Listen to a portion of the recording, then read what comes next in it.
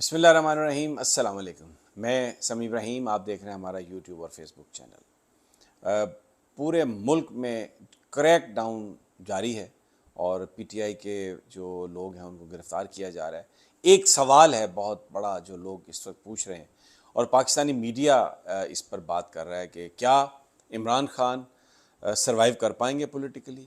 ये जो इतने लोग छोड़ के जा रहे हैं, उनके जो कायदीन हैं, इसका इम्पेक्ट क्या हो रहा है तहरीक इंसाफ के वर्कर्स पर, और सियासी तौर पर अब इमरान खान कितने रेलेवेंट बन जाएंगे या रह जाएंगे। एक तो ये सवाल है, मैं उसका आपको जवाब दूंगा। यहाँ पर जो इस वक्त सड़कों पे आवाम के अंदर और जो इस वक्त यहाँ पे सोशल मीडिया पर जो सेंटिमेंट है, कुछ लोगों से भी हमारी बात हुई है, वो मैं आपके साथ शेयर करूँगा और लोगों पर किस तरीके से उनके साथ बुरा भला सलूक किया जा रहा है वो भी मैं आपके गोश गुजार करूँगा। दूसरा, इमरान खान साहब ने एक बरतानिया की आउटलेट को, मीडिया आउटलेट को, अपना जो उनका इंटरव्यू है उसमें उन्होंने फिर यह कहा है कि वो मुज़ाकरात करने के लिए तैयार हैं।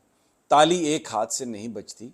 सवाल ये है कि हम मुज़ाकरात किसके साथ करें। उसमें उन्होंने बड़ी तफसील से ये बात कही है कि वज़ीर आज़म जो हैं वो, उनके पास कोई इख्तियार नहीं है, वो ला ताल्लुक़ हैं। दूसरे जो लोग हैं उनके पास भी कोई इख्तियार नहीं। तो उसके बाद पाकिस्तान आर्मी बचती है जो बेसिकली जिनके पास सारे इख्तियार हैं।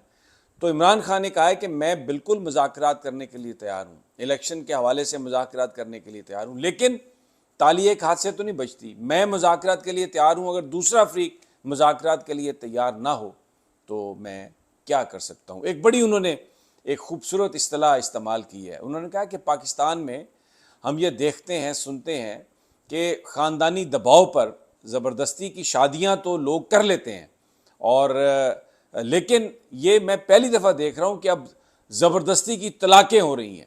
यानी उनका हवाला जो उनकी पार्टी में लोग छोड़ के जा रहे हैं, जिस तरीके से उनको उन पर प्रेशर डाला जा रहा है। मैं आपको बताऊँ, एक एमएनए है, उनकी बेटी की एक मुबैना वीडियो अथॉरिटीज़ के पास है और उनको ये थ्रेटन किया जा रहा है कि अगर आप नहीं साथ छोड़ेंगे पीटीआई का तो हम इस वीडियो को पब्लिक कर देंगे।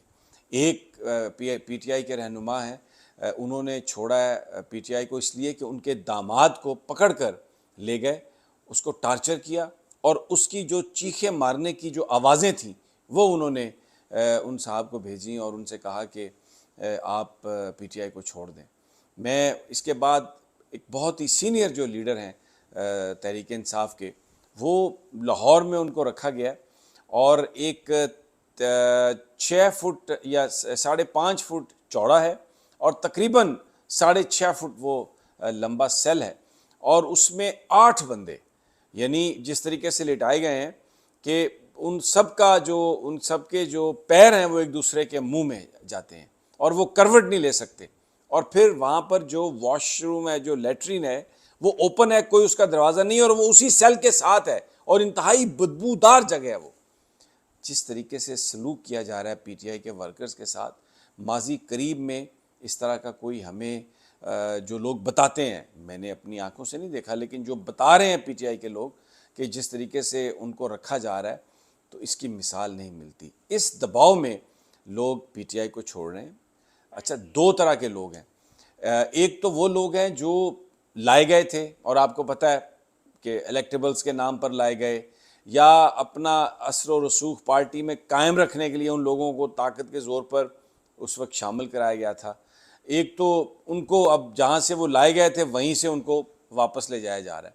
दूसरे वो लोग जो नज़रियाती तौर पर आए पीटीआई में और जो जिनकी कमिटमेंट थी, उनको तब्दील करने की कोशिश की जा रही है। ये जिस तरह मैंने आपको बताया, दबाव डालकर उनको कहा जा रहा है कि आप हमदर्दियाँ बदल लें। लेकिन अभी तक जो लोग गए हैं वो कोई टॉप टीयर लीडरशिप नहीं है। सिर्फ एक शीरी मज़ारी साहबा हैं, ईमान मज़ारी, उनकी जो साहबजादी हैं, वो हम सबको पता है कि उनकी शुरू से ही जो पॉलिटिक्स थी वो शीरी मज़ारी से मुख्तलिफ थी, लेकिन क्योंकि 4-5 दफ़ा गिरफ़्तार हुई हैं शीरी मज़ारी, तो शायद असाबी तौर पर वो एक तो उस सूरत हाल से परेशान थी, दूसरा ख़ानदान का दबाव और प्रेशर, तो उन्होंने कहा ठीक है जी, मैं इस्तीफ़ा देती हूँ। इसके अलावा बहुत सारे दूसरे लोगों पर दबाव डालने की कोशिश की गई है। मुझे ज़राए बता रहे हैं कि परवेज़ खटक साहब ने इनकार कर दिया है। फिर उसके बाद शाह महमूद कुरैशी ने इनकार कर दिया है। असद उमर ने भी बिल्कुल उन्होंने कहा है कि मैं किसी तरह भी कोई पार्टी छोड़ने का मेरा कोई इरादा नहीं है। मुराद सईद के बारे में है कि शायद वो मुल्क से बाहर चले गए हैं।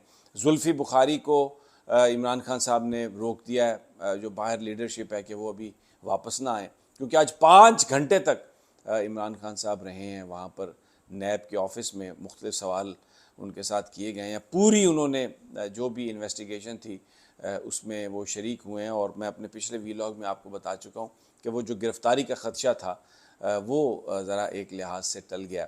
लेकिन शाह महमूद को रिहा किया गया, मुसर्रत चीमा और जमशेद चीमा को रिहा किया गया, और फिर साथ ही उन्हें गिरफ़्तार कर लिया गया क्योंकि उन्होंने पार्टी छोड़ने से इनकार कर दिया था। इससे पहले मीडिया को बड़े भरपूर अंदाज में ख़बरें दी गई। आमिर डोगर भी खानेवाल की एक अदालत से फ़रार होने में कामयाब हो गए, और बताया जा रहा है कि जो एहलकार थे उन्होंने ख़ुद वहाँ से उन्हें भगाया, क्योंकि लोगों ने वर्दियाँ पहनी हुई हैं एफसी की, पुलिस की और दूसरी लॉ इन्फोर्समेंट की। लेकिन आप यकीन करें, मैं आपको बता रहा हूँ कि आज मैं भी मुख्तलिफ़ जगहों पर अदालतों में और नैब के ऑफ़िस के बाहर गया हूँ जहाँ पर इमरान खान साहब को पेश जहाँ पर वो हुए, तो लोग बड़ी मोहब्बत से मिल रहे थे तहरीक इंसाफ के लोगों से। तो उनके भी दिल जो हैं वो तहरीक इंसाफ के साथ धड़क रहे हैं। तो बहरहाल आज फिर इमरान खान ने कहा है कि मैं मुज़ाकरात करने के लिए तैयार हूँ, और ताली एक हाथ से नहीं बजती, अब पहल की जाए दूसरी तरफ से, तो वो इस पर इस मामले पर वो बात करने के लिए तैयार है। लेकिन एक जो बात उन्होंने कही है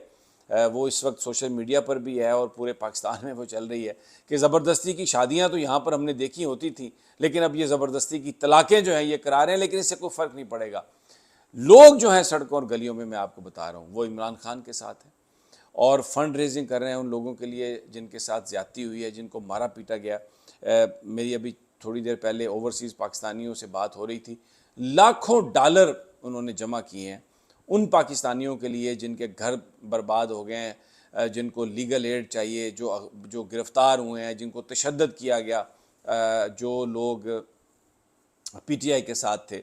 अगरचे 25 मई को यौम शोदा मनाने का ऐलान किया है आर्मी चीफ ने, और लेकिन बताया जा रहा है कि उस दिन छुट्टी नहीं होगी। बहरहाल जो बड़ा सवाल मैंने आपसे कहा कि इस वक्त सवाल ये है नेशनल मीडिया पर जो उठाने की कोशिश की जा रही है कि जी क्या इमरान खान साहब अब सर्वाइव कर सकेंगे, तो जनाब सड़कों पर पाकिस्तान के गली मोहल्लों में सूरत हाल ये है कि इमरान खान की जो मकबूलियत है वो पहले से भी ज़्यादा बढ़ गई है, इसलिए कि ये सारे लोग जो उनको छोड़ के जा रहे हैं, अगर आप उनको देखें तो गिरफ्तार जिस वक्त उन्होंने ये प्रेस कॉन्फ्रेंस किया उससे पहले उन पर मुकदमों की एक भरमार थी, एक पूरा वो जेल पुलिस ये वो। लेकिन जैसे ही वो ये ऐलान करते हैं कि पीटीआई ने बड़ा जुल्म किया है 9 मई को और हमें तो क़यादत ने कहा कि हमला करें और उसके बाद अब हम पीटीआई छोड़ रहे हैं, सारे मुकदमात ख़त्म और वो सुख चैन की ज़िंदगी अपने घर गुजारे and people are watching that.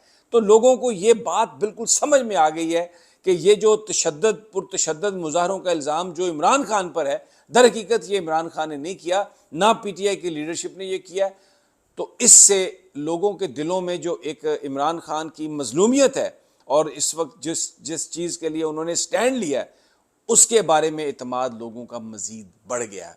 और अब आज जो है वो बड़ा इम्पोर्टेंट दिन है सुप्रीम कोर्ट में अगेन, इसलिए कि पीटीआई ने चैलेंज किया है ये जो जुडिशल कमीशन बना है ऑडियो लीक्स के लिए, और फिर आज जो पंजाब में इलेक्शन के हवाले से जो रिव्यू है इलेक्शन कमीशन का उसकी आज फिर तारीख है, और आज बड़ी हद तक इलेक्शन कमीशन का वकील कंक्लूड कर लेगा अपने आर्गूमेंट्स, तो फिर एक फ़ैसला आने की भी तवक्को है। Very very interesting, very important.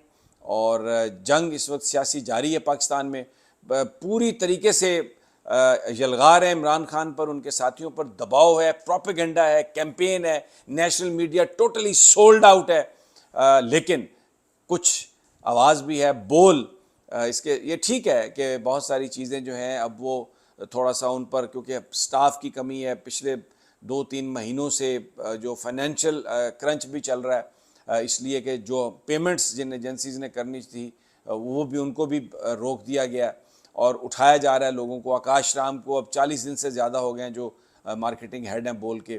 फिर रात बोल हेडक्वार्टर पर भी रेड हुआ, 2 और बंदे उठाए गए, बोल के अदील ज़ुबैरी उठाए गए और एक और साहब उठाए गए, और फिर शुएब शेख के घर भी पुलिस जो है वो उसने घुसने की कोशिश की है। तो ये क्रैकडाउन जारी है, लेकिन इसके बावजूद हम भी खबरें दे रहे हैं, बोल भी खबरें दे रहा है। स्टे ट्यून टू अस, इंशाल्लाह जल्द आपको अगली खबरें देंगे, और तब तक अल्लाह निगहबान।